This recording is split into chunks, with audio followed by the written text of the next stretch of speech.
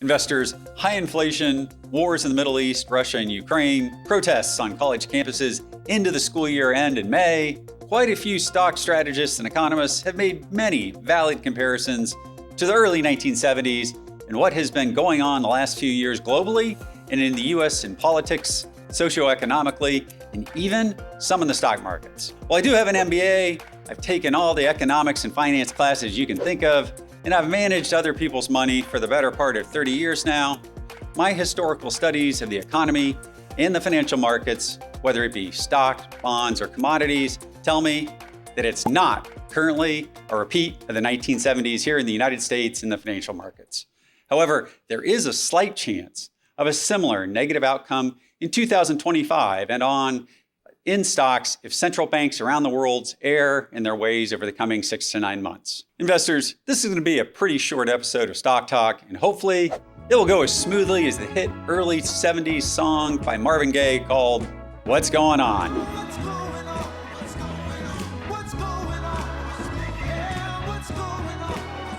The lingering question for stock markets, investors, traders, asset allocators, sector rotators, and our economy is, what does higher for longer actually mean?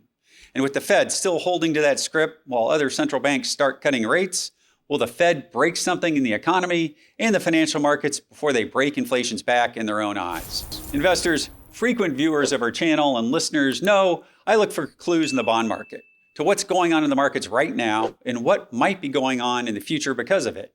Our team doesn't just look at nominal interest rates, which are the interest rates you see quoted on TV or in your brokerage account, or most discussed in financial markets. Our team looks at the two components of Treasury yields. Those two components, once again, 1, inflation expectations, and 2, real interest rates. First, inflation, as we all know, erodes the purchasing power of your money over time. Real interest rates are the premium bond investors require for holding Treasury bonds. The level and trend in real interest rates of a Treasury bond goes a very long way in affecting the overall PE investors are willing to pay for a stock and what types of stocks investors favor. When Jerome Powell or the other Fed governors come on TV talking higher for longer, delaying interest rate cuts, or fewer cuts in interest rates in the future to combat inflation, they are attempting to jawbone investors and keep real interest rate component of nominal Treasury yields, which is used as a risk-free rate, high. Investors, when economic data comes out like it did the morning of Friday, May 31st, traders in their computers almost always immediately adjust their expectation of real-time real interest rates, and their computers buy and sell different baskets of stocks and sectors based on that real-time data. I know you're thinking to yourself, but Chris, the PCE inflation data was just in line with expectations on that day, and the markets opened down and closed up well off their lows, with the value bias Dow index registering its biggest daily percentage gain since November of last year. Many analysts on TV attributed to the big rally to month-end repositioning, which did help. It also helped that it was a payday, so there was blind price-agnostic index fund buying as usual. However, I believe the catalyst was not the PCE data, but rather significant weakness and downward revisions in other economic data that came out after the PCE. Adjusted for inflation, both overall consumption and disposable income dropped slightly in April and came in weaker than expected. Core prices rose less than expected on a month-to-month basis, and the declines in real consumption and income mean the economy continues to slow, as do price increases. In fact, a number of retailers announced price cuts on thousands of products last week in an effort to stimulate consumer demand. Investors, price cutting is not a sign of a strong economy or consumer.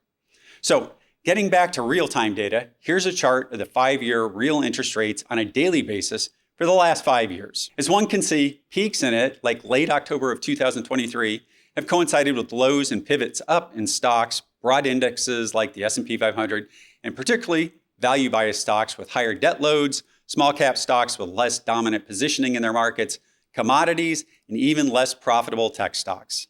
Sustained rises and higher trending real rates, as occurred in the first quarter of 2022 through the third quarter of that year, have hurt stocks and bonds together and have been particularly hard on high growth stocks and small cap stocks. Investors, take a look at the daily chart of the S&P 500 with the same timing points and pivots up and down over the last 5 years circled. As we've messaged for a number of years, Level and trend in this real-time data series is key to divining shorter-term market moves. How short? Well, here's an uber short-term chart of the same 5-year real interest rate from last Friday, May 31st, and similar, very short-term 5-minute chart of the S&P 500 index. First, the S&P 500 index, down during the last week in May into the last Friday in May, which is quite normal. But as soon as the European markets closed between 11 and 12:30 a.m. Eastern Time last Friday, the foreign selling dried up, the computer algos kicked in and kept buying in a less liquid market. Why? Because of this chart, the intraday rally of 8 to 10 basis points in the 5-year real interest rates from the overnight session and from the morning when the PCE data and other data was released, and all the data after the PCE came in weaker than expected in manufacturing and consumer. So the answer I have to the question of what's going on in the equity markets, that's it. The market is still wrestling with what the Fed and the economy will do. But the move up the second half of Friday, May 31st, that shocked many was quite typical for a market anticipating a soft landing in the economy and a normally seasonally strong summer equity rally that usually begins when? Yep, as we previously discussed, the last Friday in May. And yes, investors, those summer rallies even included the dot-com bubble bursting year of 2000, when hopes for a second half 2000 soft landing were eventually dashed in the fourth quarter of 2000 through the first quarter of 2001.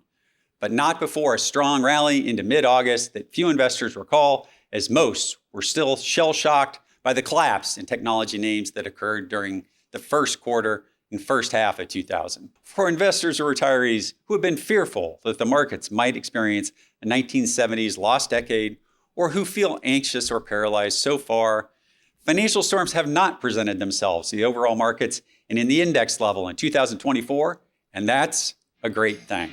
However, even so, if you're uncomfortable with a wider range of possible equity outcomes, the Oak Harvest team has launched a new strategy that retains the ability to go long stocks, short stocks, as well as buy partial hedges and shock absorbers for a stock portfolio. Information on this strategy of ours can be found at oakharvestfunds.com. From myself and from Eric behind the camera, from the whole team here at Oak Harvest, thank you and have a blessed weekend.